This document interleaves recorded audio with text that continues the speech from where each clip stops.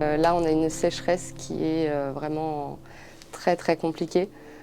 Si on n'a pas de la pluie dans pas longtemps, je pense que ça va être très compliqué pour la faune sauvage et pour la flore sauvage également. Là, on est sur un été qui est très très très chaud.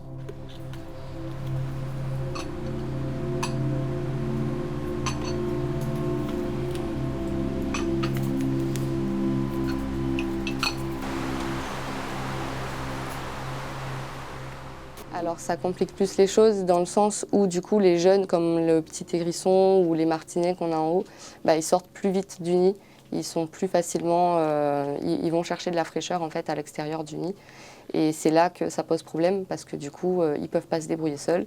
Donc nous on les récupère, on fait l'élevage mais du coup plus on a de travail et plus c'est compliqué.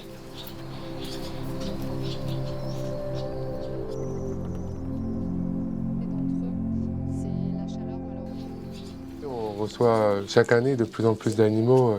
À cause de la sécheresse, on voit l'impact vraiment sur toutes les espèces, que ce soit les oiseaux, les mammifères.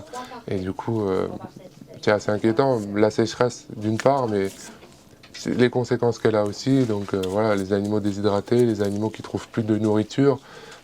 Tout ça, ça amplifie ce phénomène-là et ça a un gros impact sur les populations d'animaux sauvages, c'est sûr.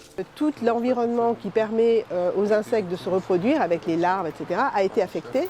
Et donc on a une baisse qui se rajoute à la baisse historique de la biomasse, du volume des insectes due à d'autres causes comme les insecticides, les pesticides, etc. Ça rajoute encore un impact sur ces populations d'insectes. Et donc les animaux, les oiseaux insectivores ou les mammifères insectivores comme les chauves-souris ne trouvent pas suffisamment de nourriture.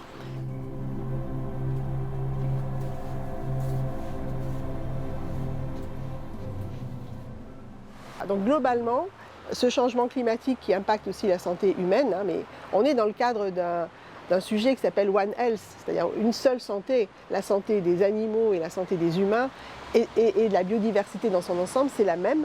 Et quand une santé pour une espèce va mal, c'est le reste des espèces qui va mal aussi. Voilà, donc tout ce qui détruit les insectes, ça empêche les insectivores de se nourrir et ça affecte aussi au final la santé globale de la biodiversité.